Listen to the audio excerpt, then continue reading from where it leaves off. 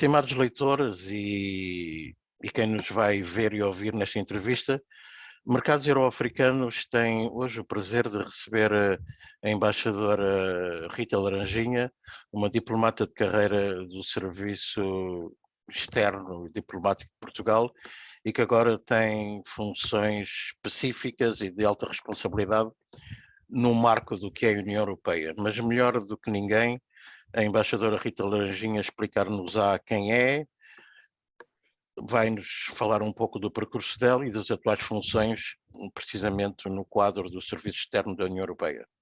Embaixadora, e muito obrigado por ter aceito a nossa entrevista. Não, obrigada eu pelo interesse pelas questões africanas no quadro europeu e pela oportunidade de dar esta entrevista, muito gosto. Então, como disse, o meu nome é Rita Laranjinha, eu sou uma diplomata de carreira portuguesa, que neste momento faz hoje exatamente 20 meses, que iniciou funções no Serviço Europeu da Ação Externa da União Europeia num cargo de o que aqui se chama Managing Director e que no fundo representa ou corresponde a ser a Diretora-Geral para a África do Serviço Europeu da Ação Externa. O que é o Serviço Europeu da Ação Externa? É um serviço que foi criado pelo Tratado de Lisboa, quando se entendeu que era necessário dar um rosto mais consistente e mais coordenado à ação externa da União Europeia. O Tratado de Lisboa, como sabem, correspondeu a um passo em frente no processo de integração europeia e era preciso fazer de maneira a que a União Europeia tivesse um rosto mais visível, que fosse melhor percepcionado pela população europeia e que melhor representasse o interesse comum europeu em questões de política externa. Hoje em dia, este serviço é chefiado pelo alto representante para a política externa e de segurança comum, o espanhol Josep Borrell, que tem também um cargo de vice-presidente da Comissão Europeia. O Serviço Europeu depois tem, enfim, um vasto número de funcionários, sendo que tem alguns funcionários que pertencem aos quadros do serviço, alguns funcionários que vêm dos quadros da Comissão Europeia ou do Conselho da União Europeia e funcionários que vêm dos Estados-membros da União Europeia. E, portanto, há um certo número de posições no serviço e normalmente as funções aqui, as posições são por 3, 4 anos. Estes lugares são abertos aos Estados-membros que podem apresentar a concurso, são lugares que são abertos a concurso. Diplomatas que consideram que, enfim, reúnem condições para exercer estas funções durante um período limitado de tempo. Portanto, os contratos, como eu disse, 3, 4 anos e há um tempo máximo de permanência no serviço por parte dos funcionários diplomáticos de 8 anos. Depois somos sempre obrigados a regressar ao serviço de origem. E, portanto, eu concorri a este lugar de Diretora-Geral para a África e fui selecionada e, portanto, estou a exercer estas funções 20 meses e, portanto, em princípio, por um período de 4 anos. Porque é que eu concorri a este lugar ou porque é que o Ministério dos Negócios Estrangeiros entendeu que eu tinha, enfim, um perfil adequado para fazer este lugar, porque eu enfim, já tinha chegado a um momento na carreira diplomática que me permitia, enfim, ter os anos de experiência para aceder a este concurso. Já era embaixadora de Portugal na Dinamarca, não residente na Lituânia, e tinha tido ao longo dos anos experiência vária em assuntos africanos, nomeadamente porque fui o que se chama Ministra Conselheira da Embaixada de Portugal em Luanda, ou seja, a número 2 na Embaixada. E tive outros cargos no Ministério que me permitiram ter muito contacto e experiência nos temas africanos e, portanto, agora aqui estou. Enfim, neste momento sou uma funcionária europeia, uma funcionária portuguesa que se chama uma licença sem vencimento para exercício em organizações internacionais. Bom, pronto, olha, parabéns pela posição e desejamos-lhe de antemão um excelente trabalho. E essa clarificação de sem vencimento é excelente, para que não se criem confusões. Embaixadora, a minha primeira pergunta seria o seguinte: qual é a estratégia e os objetivos da Comissão em relação à África subsaariana, sobretudo e em particular o diálogo entre a União Europeia e a União Africana? A União Europeia definiu já recentemente num documento programático uma estratégia de relações com a África, uma série de áreas principais de relacionamento com o continente africano, que passam pelas questões um, que têm a ver com a criação de emprego, com a transição verde, com a digitalização, também com as questões de paz e segurança, com a abordagem das questões de migração. Em fevereiro deste ano realizou-se a 6ª cimeira entre a União Europeia e os países africanos. É sempre bom lembrar que a primeira destas cimeiras teve lugar em 2000, durante a presidência portuguesa do Conselho da União Europeia, em 2000, portanto é uma herança da presidência portuguesa do 2000. Aliás, a segunda cimeira só foi possível realizar em 2007, quando Portugal voltou a exercer a presidência da União Europeia. A primeira reunião tinha sido no Cairo, a segunda foi em Lisboa, a Cimeira de Lisboa, e desde então tem-se vindo a avançar neste processo de cooperação entre a União Europeia e a União Africana.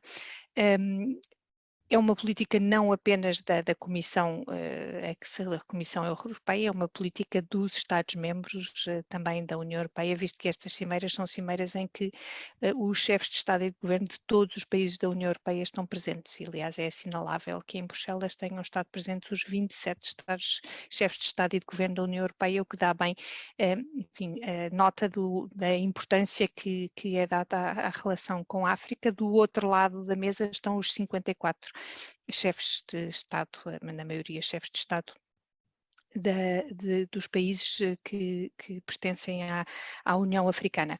Claro que esta cimeira foi muito marcada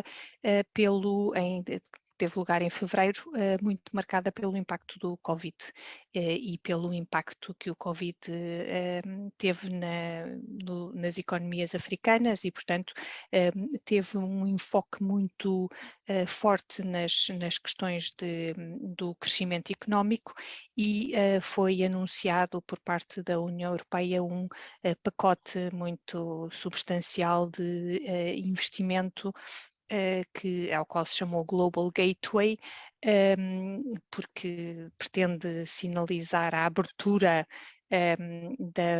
entre a União Europeia e os países parceiros. O Global Gateway não se destina apenas à África, mas também ao continente América Latina e aos parceiros asiáticos, mas uma fatia muito, muito substancial está destinada aos parceiros africanos. E, portanto, a Cimeira teve esse grande enfoque nas questões da cooperação económica, uma discussão muito substancial sobre a questão energética, muito enfoque, claro, nas questões da saúde, que não eram questões usuais na agenda entre a União Europeia e a União Africana, não era tradicionalmente uma área em que a União Europeia tivesse muita cooperação com a África, porque era mais as organizações, as agências das Nações Unidas que faziam esse tipo de cooperação.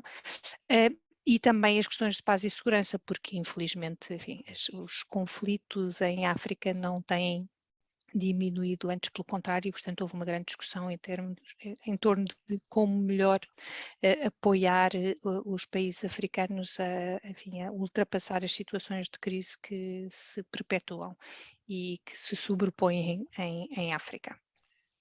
Já falaremos sobre o Global Gateway e também sobre a questão da energia e a questão dos conflitos em África. Mas relacionada sobretudo a esta última semana em fevereiro, A anteceder a cimeira falou-se muito de uma nova parceria, um novo relacionamento de igual para igual. A minha pergunta é o seguinte, considera, embaixadora, que o que tanto se falou de uma nova parceria, de um novo relacionamento, acha que isso é possível? Em que bases? Fala-se muito da industrialização africana. Qual seria o interesse do continente europeu em que a África se industrialize e, em vez de exportar tradicionalmente produtos sem valor acrescentado, que começa a exportar produtos de valor acrescentados? Qual seria o interesse para a Europa sobre isso? Será, na verdade, há essa possibilidade de uma nova parceria? Ou é mais uma tentativa que provavelmente não chegará a bom porto? Qual é a sua opinião sobre isso? Bem, a nova parceria já foi instituída, portanto, a nova parceria já existe, porque a Cimeira teve exatamente esse leitmotiv, esse objetivo. E a nova parceria é primeiro uma questão de espírito da parceria, portanto, é a apreciação por parte da União Europeia de que a sua relação com a África deve ser feita em termos de maior equilíbrio entre parceiros. Isso é, aliás, algo que a diplomacia portuguesa tem advogado desde sempre, e foi por essa razão que em 2000 se criou, se propôs exatamente a realização desta cimeira, para que a relação com a África fosse lançada em novos termos, enfim. O conceito foi sendo interiorizado e eu penso francamente que, enfim, está a fazer o seu caminho. Não vou mentir e não vou dizer que já toda a gente passou para o novo espírito, porque não ia ser... não ia faltar à verdade, mas há uma evolução nesse sentido. Enfim, que as relações internacionais têm que se fazer com base iguais. Aliás, nós temos essa preocupação, por exemplo, na nossa relação com a China, não é? Temos uma grande preocupação de equilibrar os termos das trocas comerciais, porque nos parece que não pode haver não faz sentido que entre dois blocos económicos estes desequilíbrios existam e, portanto, inversamente, também nos parece que é necessário equilibrar os termos da relação com a África e o que diz sobre as perspectivas de industrialização da economia africana. Esse é objetivamente um dos objetivos da União Europeia, apoiar exatamente esses esforços de industrialização. Foi, por exemplo, muito paradigmático o facto de uma das maneiras com que a União Europeia contribuiu para fazer face à crise do Covid foi exatamente em ajudar os países africanos a criar as condições para produzir vacinas em África e não de ficarem dependentes da importação de vacinas do exterior. O crescimento demográfico africano é tal que é óbvio que a África não conseguirá desenvolver-se se não criar uma capacidade industrial própria e portanto, a União Europeia enfim, tem todo o interesse em ajudar e numa perspectiva muito egoísta que não é a da União Europeia, que não é seguramente a minha. Enfim, haverá mercado para uma forte industrialização, oxalá possa acontecer, dos países africanos, que também criará oportunidades para as empresas europeias e para as empresas estrangeiras e para, enfim, continuarmos a ser os principais parceiros comerciais de África, como ainda somos. Portanto, tudo a favor desse esforço de industrialização. A embaixadora referiu-se ao Global Gateway e há pouco referiu-se à questão de equilibrar as relações comerciais entre o Bloco Europeu e a China. Há quem diga que o Global Gateway é uma forma da União Europeia de se contrapor, digamos assim, ao impacto, à influência que tem a China no continente africano. E que, ligado a isso, que os 150 mil milhões ou bilhões de euros é mais ou menos uma montagem do que já existe. Isto é verdade? Há parte de verdade nisso? Ou os que pensam assim estão completamente errados? Um, enfim, eu primeiro acho que nenhuma dessas possibilidades deve ser posta como algo pela negativa, digamos assim, porque, enfim, enfrentar um concorrente comercial do peso da China é objetivamente um objetivo, objetivo não fica bonito, mas é um objetivo da União Europeia, é um objetivo, visto que são nossos concorrentes, isso enfim, é admitido e, portanto, a União Europeia tem que saber posicionar-se da melhor maneira para poder continuar a ser um ator comercial de relevo no mundo atual e o Global Gateway é um dos instrumentos desse posicionamento da União Europeia, mas não é um instrumento que tenha sido criado exclusivamente para fazer face à concorrência da China. Não, é um instrumento que é criado porque é um instrumento que ajuda a enquadrar, a conceptualizar, a tornar mais eficaz a ação que a União Europeia desenvolve em termos económicos e comerciais com os seus parceiros, pondo muito ênfase naquelas que são as áreas nas quais a União Europeia se tem destacado e nas quais a União Europeia tem procurado ajudar a fazer avançar a agenda global, as questões da energia, as questões da transição climática, as questões da digitalização, as questões relacionadas com o desenvolvimento de infraestruturas, como por exemplo os cabos submarinos ou as infraestruturas ferroviárias.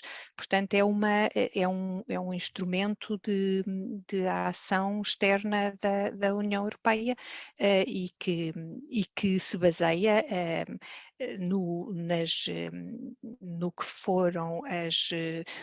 foi o orçamento definido no quadro das perspectivas financeiras. Enfim, isso porque nós tanto falamos em Portugal, porque é sempre um instrumento que é muito, muito importante para Portugal também. Portanto, quando se define o orçamento da União Europeia, que se define para 7 anos, define-se também o pacote que será utilizado para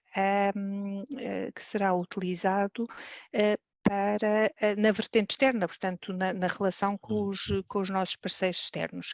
Agora, além do orçamento da União Europeia, o Global Gateway também inclui as participações dos orçamentos nacionais, porque os Estados-membros da União Europeia também têm os seus orçamentos de ação externa e, muito importante e muito inovador, inclui o apoio que vem dos bancos de investimento, nomeadamente do Banco Europeu de Investimento, que tem um pacote muito substancial que pode vir em apoio enfim, do orçamento da União Europeia e tem como objetivo captar investimento estrangeiro que possa ajudar a complementar, alavancar, exatamente, é a palavra, alavancar o orçamento que é apresentado neste contexto. Há pouco falámos da Cimeira de Fevereiro e uma semana depois há a invasão russa da Ucrânia e começa a guerra. A embaixadora, no mês de junho, nos Estados Unidos, participou numa conferência organizada pelo Centro Atlântico, creio, na qual a secretária de Estado adjunta dos Estados Unidos para a África referiu-se a uma certa preocupação em relação à forma como a África votou ou a posição que a África tem tido. Há, na verdade, e recordo que ontem, numa reunião em Bruxelas, o Ministro dos Negócios Estrangeiros português, na verdade, referiu-se também aos seus pares, dizendo que é necessário que a União Europeia invista mais numa contra-ofensiva, diria eu, à imagem que a Rússia, por exemplo, tenta passar em África em relação ao conflito. Existe, na verdade, essa preocupação e como é que a União Europeia, como é que viu e como é que a embaixadora vê a forma como a África votou ou não votou, ou como dizem os nossos amigos brasileiros, ficou em cima do muro em relação à invasão e ao conflito da Ucrânia? E será que isto tem um impacto no relacionamento, mesmo programático, da União Europeia com esses países, ou não? A guerra na Ucrânia tem um impacto global, e a invasão da Rússia tem um impacto global que é evidente, não é? O crescimento o aumento dos preços da energia, o aumento do preço dos fertilizantes, o bloqueio dos portos ucranianos e a dificuldade de exportação de cereais, portanto há um impacto muito, muito sério da invasão da Ucrânia pela Rússia. E esse impacto é obviamente, enfim, muito sentido em países que têm economias mais frágeis, como é o caso dos países africanos, que ainda por cima já vinham a tentar ultrapassar um período muito difícil que resultou do impacto do Covid. Portanto, enfim, se ninguém escamoteia essa realidade, e aliás a União Europeia, em articulação com as Nações Unidas, tem tentado ajudar o mais possível e disponibilizado montantes muito substanciais de ajuda, ajuda humanitária de emergência, ajudado nas negociações para tentar desobstruir os portos ucranianos, enfim. Portanto, há uma ação da União Europeia muito empenhada em tentar combater o mais possível os efeitos da crise na Ucrânia. O impacto que isso tem na relação com a África, portanto, tem em termos depois de definição de prioridades na relação que nós estabelecemos, porque, enfim, há ajustamentos que têm que ser feitos. Como é que nós percepcionamos o voto africano? Enfim, quem conhece a África e quem conhece a história dos países africanos não ficou surpreendido com a votação enfim, a votação tal como ela aconteceu por parte dos países africanos nas resoluções das Nações Unidas. A abstenção e a tentativa por parte dos países africanos de adotarem uma posição que para eles, ou na interpretação deles, seria uma posição de maior neutralidade em relação ao conflito, era expectável. Como me disse aqui um dos muitos embaixadores africanos com quem eu regularmente contacto, o voto africano resultou da sombra do passado e da sombra do futuro. É preciso ter consciência que a Rússia é um membro permanente do Conselho de Segurança, que o Conselho de Segurança das Nações Unidas tem permanentemente na agenda as questões africanas e, portanto, que os países africanos ou já muitos deles, a grande maioria deles, ou já tiveram temas de interesse prioritário na agenda do Conselho de Segurança, ou sabem que mais tarde ou mais cedo podem ter temas do seu interesse imediato a serem votados no Conselho de Segurança e, portanto, a serem votados pela Rússia. E, portanto, há aqui uma preocupação por parte dos países africanos que nós temos que ter em conta. Mas essa posição impacta no vosso relacionamento em termos de cooperação, em termos de financiamento, em termos de Não projetos? não houve nenhum impacto de nenhuma retaliação, antes pelo contrário, em relação à forma como os países africanos votaram. Não lhes escondo que agora está sempre na agenda do diálogo com os países africanos esta questão, porque por muito que possamos compreender esta preocupação que os países africanos têm em relação ao peso da Rússia no sistema internacional, temos também que ser conscientes de que os países africanos são subscritores da Carta das Nações Unidas, são defensores dos princípios do primado do direito internacional, são grandes defensores do princípio do respeito pela integridade territorial e, portanto, é no interesse dos países africanos não permitir que esta violação aberrante do direito internacional possa prosseguir e, portanto, é esse diálogo permanente que nós temos com os países africanos enfim, de recordar a importância primordial do respeito pelo direito internacional. Muito obrigado. No debate e nas negociações entre a União Europeia, a União Africana e os países africanos, e isto aconteceu durante a Cimeira, a energia tem sido um dos pontos, eu diria quase divergência em certos aspectos.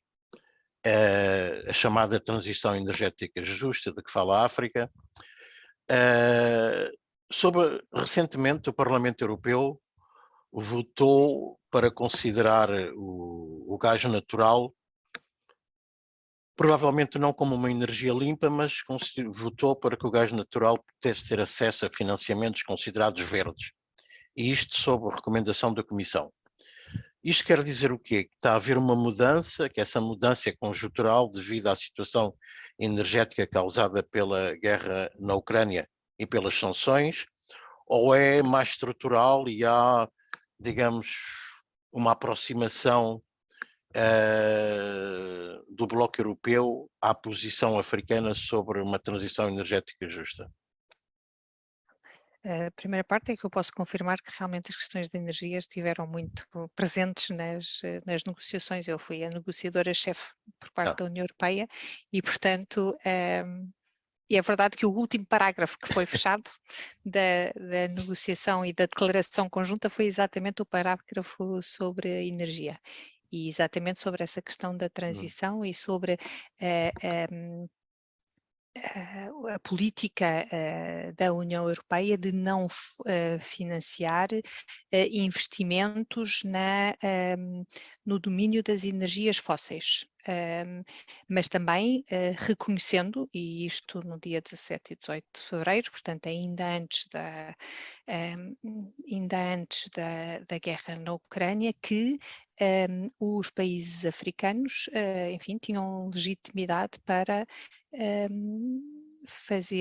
para utilizar os seus próprios recursos energéticos, o que não significava que a União Europeia fosse financiar esse tipo de investimentos, visto que a União Europeia não entende que esses investimentos sejam benéficos em termos de desenvolvimento para as economias africanas. Portanto, nós fizemos esses investimentos no desconhecimento do impacto que eles tinham em termos de alterações climáticas, nomeadamente, e os países africanos são dos primeiros a sofrer com o impacto das alterações. Nós vimos, por exemplo, Moçambique, que é um país que conhecemos tão bem, o impacto que os ciclones tiveram no norte de Moçambique, a devastação terrível que causaram. São fenómenos naturais que, enfim, cientificamente provado que resultam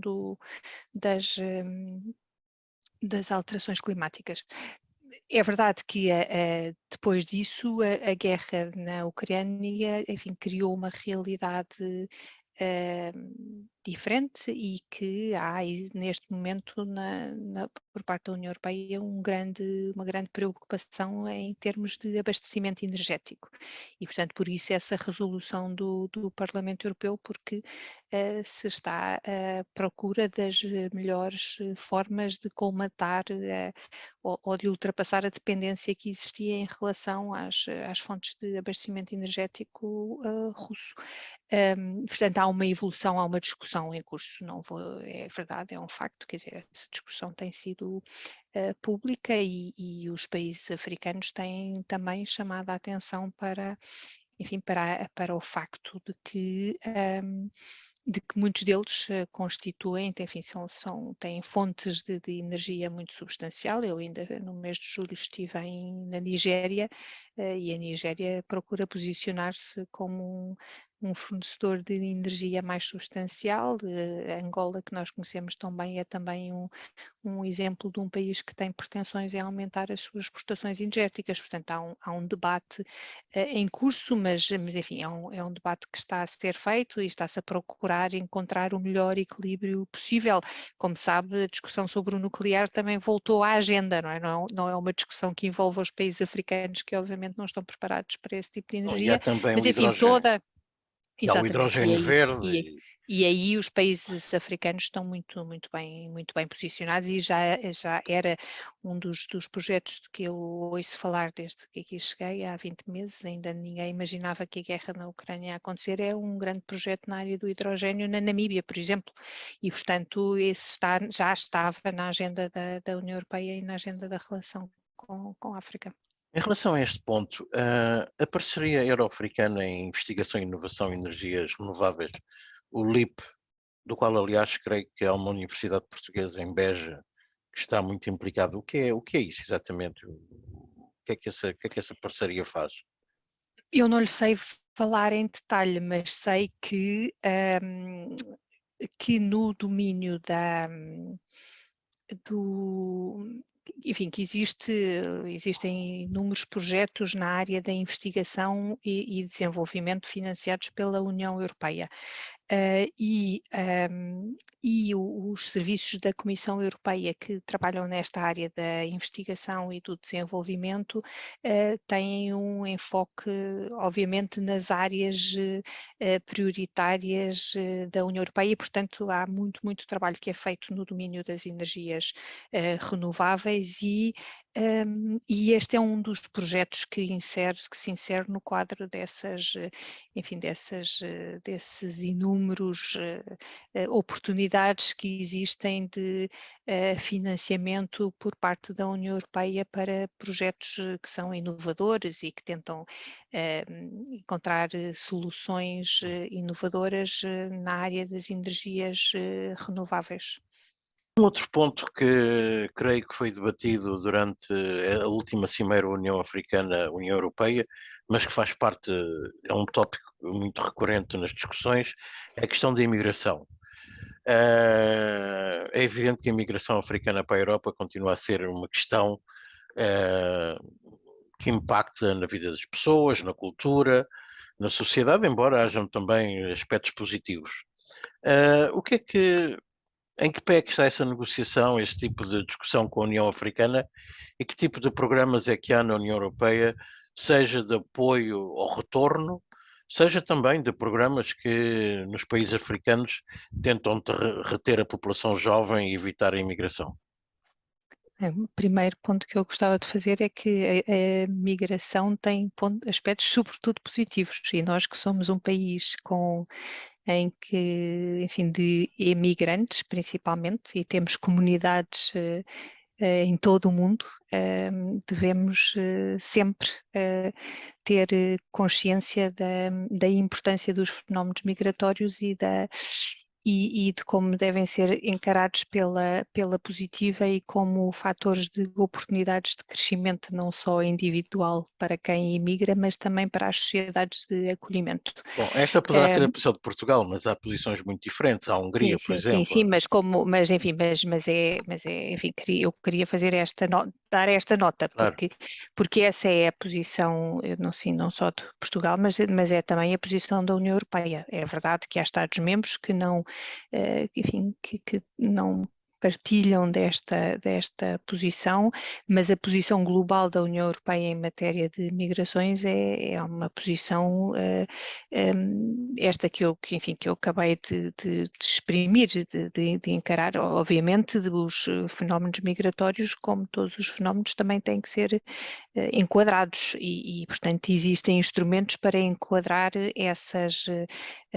as relações migratórias, e a União Europeia pôs em prática, enfim, vários desses instrumentos, mas o que eu lhe posso dizer é que agora, este ano, em fevereiro, primeiro houve um aspecto interessante, que foi o facto de a Cimeira foi organizada em torno de mesas redondas, e a mesa redonda na qual se tratou dos temas da migração foi mesmo mesa redonda em que se tratou dos temas da educação e, portanto, pôs-se em a migração em relação com outras prioridades da União Europeia. E foi um tema muito pouco polémico, porque o que nós observamos é que hoje em dia as grandes pressões migratórias não vêm do continente africano e a Frontex, a Agência de Fronteiras Europeia, publicou recentemente os seus, não sei se é um relatório anual, mas enfim, um relatório da Frontex que saiu agora muito recentemente. Um dos meus colegas que trata das questões de migração aqui no meu serviço fez uma referência a isso ainda esta semana. As 5 principais nacionalidades de migrantes que tentam entrar na União Europeia, nenhuma delas são africanos. Ou africanos da África subsaariana.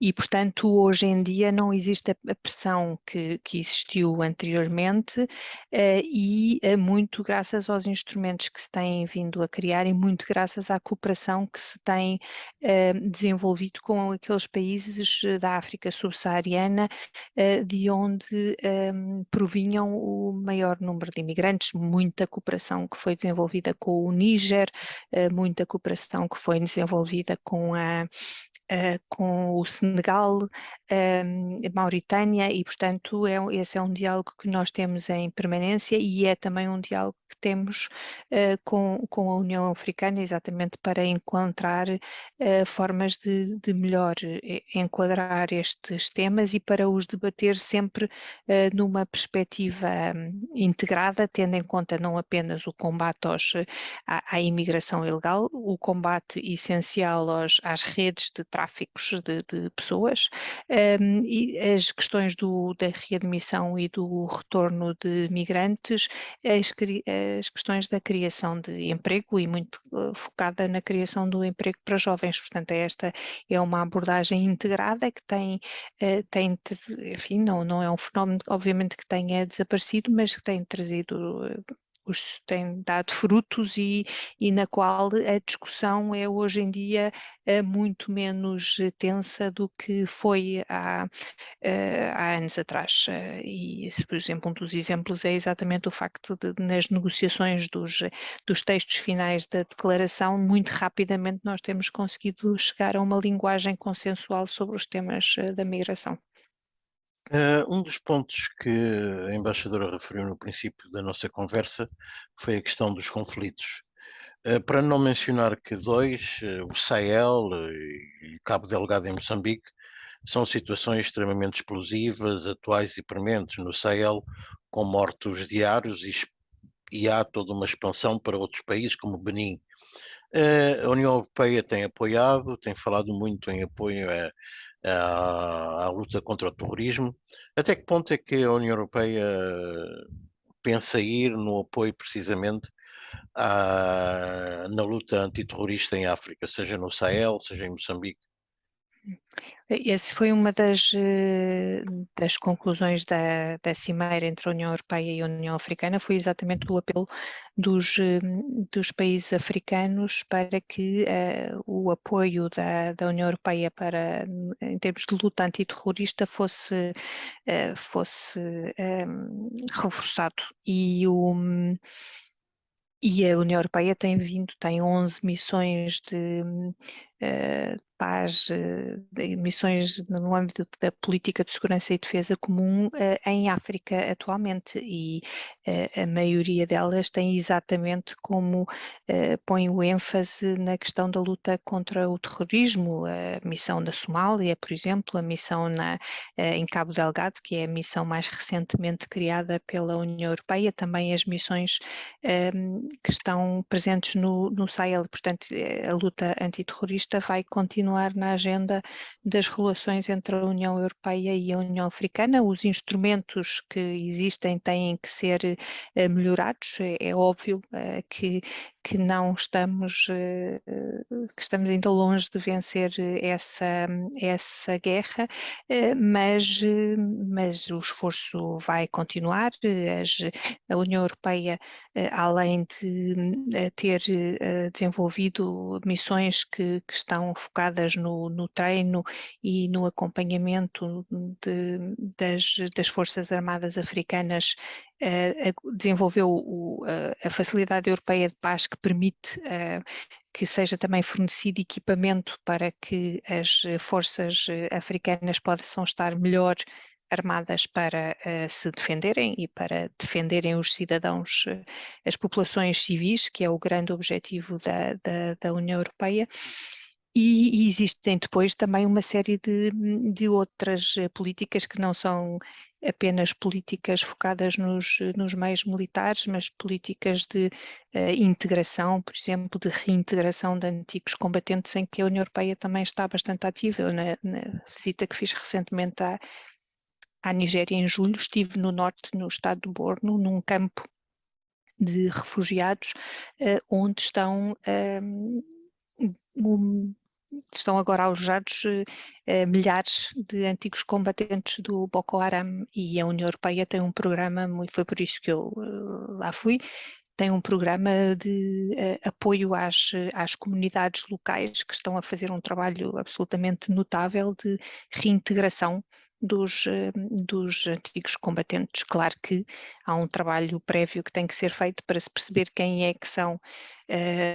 são estes antigos combatentes. Como sabemos, houve dezenas de milhares de civis que foram raptados e obrigados a cooperar com as forças terroristas, e portanto essa gente que quer ser reintegrada nas suas comunidades e que quer voltar a ter uma vida normal, digamos assim, e nisso a União Europeia, por exemplo, na Nigéria também tem vindo a ter um papel de relevo. Obrigado. Bom, haveria muito mais perguntas, mas eu terminarei com a seguinte. Tendo em conta que mercados euro-africanos publicam em português e falamos em português, uma ou outra pergunta sobre os PALOP. Existem programas específicos da União Europeia para os PALOP como um grupo ou não? Sabemos que, por exemplo, o Banco Africano de Desenvolvimento tem um programa com o apoio de Portugal, não é? Há programas específicos para os PALOP como grupo, ou os PALOPs são vistos segundo as zonas geográficas em que se encontram? Os PALOP são sobretudo vistos como nas zonas geográficas em que se encontram, e têm individualmente pacotes substanciais de apoio. Moçambique, por exemplo, é um dos maiores receptores de ajuda da União Europeia, um dos pacotes mais substanciais de apoio da União Europeia no quadro deste último orçamento da União entre os países da África subsaariana destinou-se a Moçambique. Enfim, e todos os países africanos de língua portuguesa têm esse apoio individualmente, mas existe também um programa criado há já há alguns anos, 15 se não estou em erro, mas não quero mentir, que é um programa que é exatamente um programa de cooperação entre a União Europeia e os PALOP, e que tem como foco mais a cooperação em áreas relacionadas com a questão da governança, melhoria dos sistemas de justiça, enfoque também na questão eu não sei se a palavra em português é exatamente esta, mas da governança económica, das questões do porquê estas áreas, porque é um programa que tem por objetivo apoiar o desenvolvimento do enquadramento jurídico ou legal, e que foca os PALOP porque como são países que têm um enquadramento jurídico ou legal muito semelhante, é mais fácil apoiá-los em conjunto a melhorarem esse enquadramento. Eu presidi do lado da União Europeia a última reunião neste formato que teve lugar na Guiné-Bissau no ano passado. Este ano deveria ter lugar em Timor-Leste, e portanto sim, é um programa que existia e que já foi reiniciado, ou ao qual foi dado seguimento agora já no quadro deste novo orçamento comunitário. Portanto, é um programa que vai continuar a existir nos próximos 7 anos. Portanto, já tem financiamento assegurado, é uma questão de agora se continuar a definir os programas. Também tem um enfoque na área da cultura, da educação, visto que todos falam português e, portanto, podem definir-se programas que sejam dos quais todos os países de língua oficial portuguesa possam beneficiar. Para além da governança económica, há outros programas nesse sentido, para os PALOPs, em termos de mulheres ou mulheres empresárias, jovens, financiamento do clima, como grupo, ou são programas específicos para cada um dos países? São programas específicos para cada um dos países. Não tenho ideia que existam para do que, enfim, esta reunião já foi em novembro do ano passado, entretanto já fiz muitas reuniões, entretanto, Exato. mas não tenho ideia que tenham isso. Não é como eu lhe disse, o enfoque é mais nas áreas da regulamentação jurídica ou legal, é mais cultural, é mais nessa perspectiva. Falando de governança, e esta será a minha última pergunta, olhando para o recém-exercício eleitoral em Angola, de um ponto de vista global, como é que a União Europeia aprecia, ou como é que a embaixadora aprecia os processos democráticos, a situação de direitos humanos, a construção do Estado de Direito nos PALOP? É evidente que os PALOP há países muito diferentes, há Cabo Verde, há a Guiné Equatorial, que eu poria nos dois extremos, mas entre os dois, como é que a União Europeia analisa, ou como é que a embaixadora analisa precisamente processos democráticos, direitos humanos, a construção do Estado de Direito nos PALOP? A União Europeia procura apoiar, não só nos PALOP, mas em todos os países africanos, o desenvolvimento do Estado de Direito e a promoção dos direitos humanos. Portanto, não é uma preocupação que a União Europeia tenha apenas nos países africanos. E, enfim, a minha experiência não apenas destes 18, 20 meses, mas a minha experiência ao longo enfim, de muitos anos já a lidar com questões internacionais e a lidar com os países africanos de expressão portuguesa, é que tem vindo a haver uma evolução num sentido positivo. É óbvio que ainda há muito progresso a fazer, e agora falou especificamente nas eleições em Angola, ainda houve, enfim, os partidos da oposição exprimiram enfim, o seu descontentamento com o anúncio dos resultados por parte Comissão Nacional da Eleitoral. Comissão da CNE, exatamente. Temos que esperar quais é que são agora como é que a CNE vai reagir a este pedido da UNITA e dos partidos da oposição. Enfim, é uma questão que está a ser apreciada no quadro em que deve ser apreciada, e, enfim, a União Europeia emitiu uma declaração a tomar nota dos resultados e exatamente a pedir, a incentivar a que exista diálogo entre todos os atores políticos e que, enfim, que este processo eleitoral possa ser concluído no quadro do legal existente e um esforço de entendimento entre os vários atores. Eu estive, aliás, em Angola em junho deste ano, e tive a oportunidade de ter encontros não apenas com o MPLA, mas também uma longa conversa com a engenheira Adalberto da Costa Júnior e também com o Bloco Democrático, e portanto esse é um trabalho que a União Europeia faz, exatamente de manter um diálogo com todas as forças políticas e ver como, através dos seus programas, pode ajudar a que possa haver uma evolução no sentido positivo e se possa consolidar a democracia, porque essa é também uma aspiração dos cidadãos angolanos e é também são programas em relação aos quais o governo e os partidos políticos angolanos e as organizações da sociedade civil angolana querem cooperar com a União Europeia.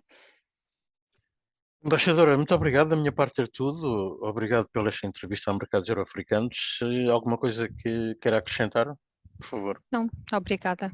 Agradeço o interesse pelas questões africanas, como disse, e obrigada por esta oportunidade.